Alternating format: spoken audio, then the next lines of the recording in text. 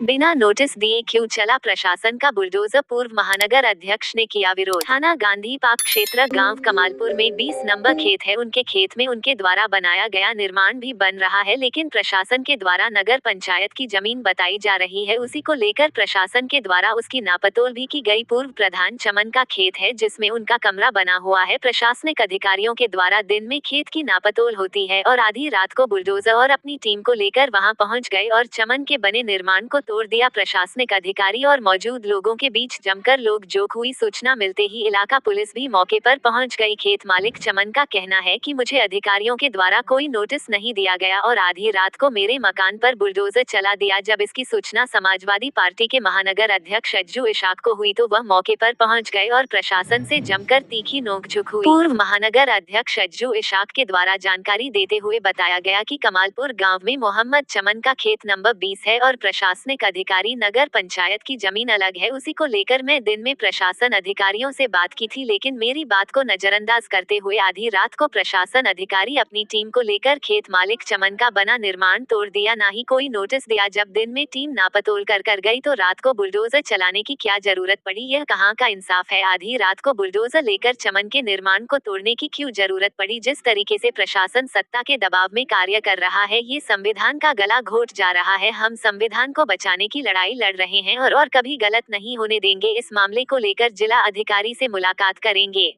ये किस तरीके का मामला है, क्या कहानी हुई है पूरी बात? देखिए, ऐसा है, कमालपुर गांव के अंदर पूर्व प्रधान चमन भाई की जमीन थी 20 नंबर खेत। 19 नंबर का कुछ अंश जो है वो ग्राम पंचायत में आता है। ये इन्होंने 20 नंबर खेत में अपनी जगह बनाई।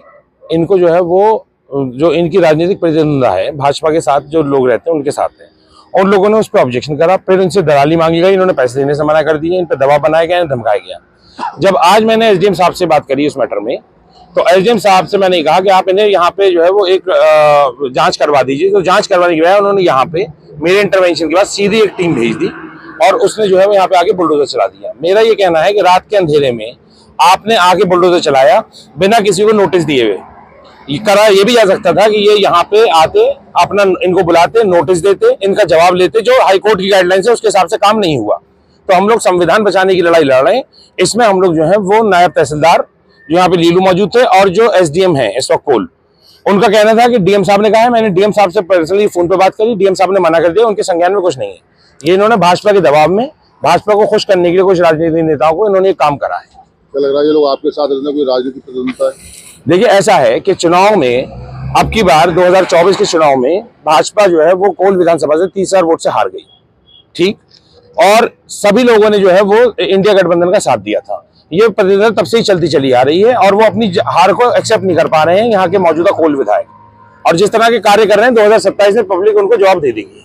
तो इनकी पुश्तैनी जमीन है ये वाली, इसको ये तोड़ा गया? जी, इनकी दादा की जमीन है, पुरानी जमीन है। कहाँ रहते हैं? कमालपुर थाना गांधी पार्क। क्या मामला है, ये पूरी बात बताइए। मामला ये है सर, मेरा 20 नंबर खेत है। मैंने अपने खेत में एक कमरा बनाया था। तो सर आज सुबह आई थी टीम, जो है ना कुछ बताया ना कोई नोटिस दिया, अपने आप करके चले गए और रात को आए वो तोड़ दिया हमारा कमरा। जो है कौन लोग आए थे? नायब तहसीलदार थे लीलू और लेखपाल थे। आपकी पुरानी जमीन है? जी, हमारी पुरानी जमीन है। तो क्या किसी राजनीतिक उद्देश्य आपके दौरान तोड़ी गई है? हाँ, राजनीतिक रूप से तोड़ी गई।